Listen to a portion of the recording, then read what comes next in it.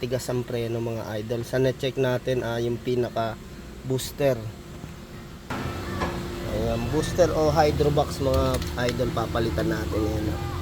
Kailangan natin tanggalin po siya, no? Kasama na po ito. Tsaka yung pinaka master. Ayan. Dali natin yung pinaka-lock nito.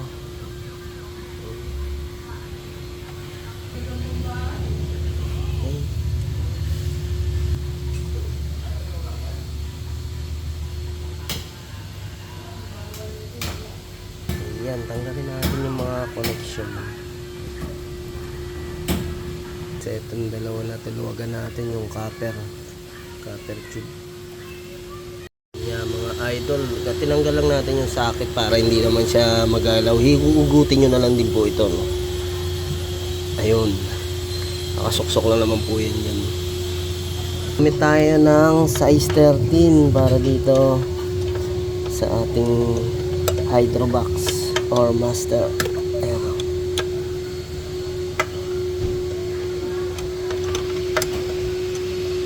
Tapos pasok tayo dito sa pedal ng ating preno mga idol. Kalasin natin yung pinaka ito para mabunot talaga natin siya, no? Ipe-press lang natin yan dyan para umalas na.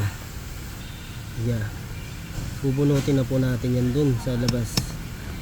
Ayun mga paps, sinuluwagan na nga natin yung dalawang tornilyo dito na size 13 para mahugot na natin to, no? Ayan mga paps, tanggalan natin yung tornilyo nya, no? Kabilaan, no? Yung size 12. Kaya palalabasin na natin ngayon siya. Okay, yan ang mga paps, bunot na nga natin yung master hydrobox.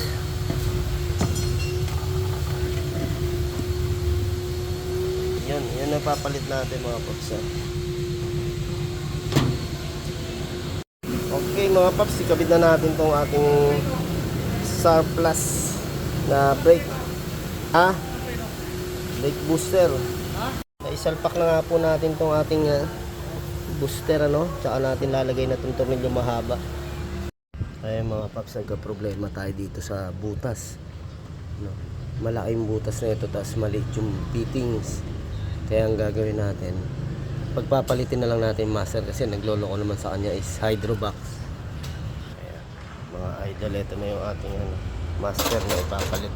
Ito mga paps, ano, yung akala natin na parehas na sila, no? Kaya hindi na natin dinouble check. Ayun, ang isang problema natin is maliit yung butas. Itong kinabit natin malaki, kaya hindi sila Tapos mga paps, isa sa napansin natin, itong ibabalik natin is wala naman ang o-ring, ano? Kaya kinuha natin yun dito sa nakuha nating surplus na parts. Ayan, dito natin nilagay. Mga idol, kakabit na nga po natin. Mga paps, ano, meron tayong dalawang tornilyo na ito mahaba. Dito natin susuksok natin, no? Kung siya nagkamang gumutom, sumama ka sa akin. Mga paps, tapos size 13. Mga lang, tapos yung sabay ng tayo. Ayan, mga paps, tapos yung size 22 natin dito sa master tsaka hydrobox, ano? Ayan. Yun yung dalawa rin natin tornilyo dyan, no? Kabilaan. Ayan. Tapos mga boss, mga paps, ano, yung lock ng ating pedal, itong puti na to.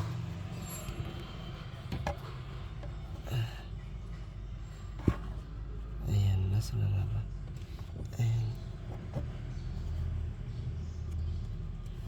Ayun yung lock ng pedal na kailangan natin i-swak at saka ikabit. Okay mga paps, tapos ito nga yung fittings na sinusuot lang natin to ng pakamay lang muna sa una para kumapit bago natin gamitan ng tools. Ayan, kumapit na nga po, ano. Tsaka natin gamitan ang size 13 open range.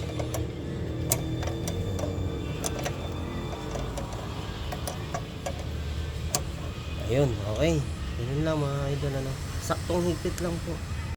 Ayun mga paps, balik na nga natin yung ating mga pinagtatanggal dito, no. Ayan, sinusuksok lang naman po natin yan. Balik tayo. Ayan.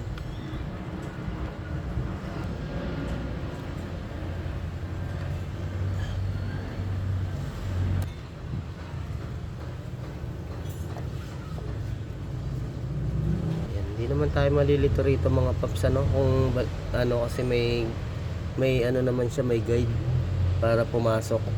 Ayan. Ayan mga paps, maglalagay na nga tayo ng brake fluid. Ang brake fluid natin dito is pwede yung .3 at saka .4, ano po.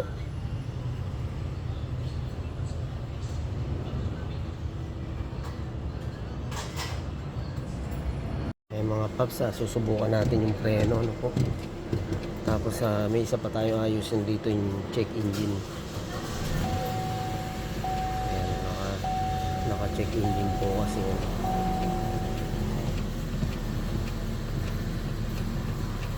Wala.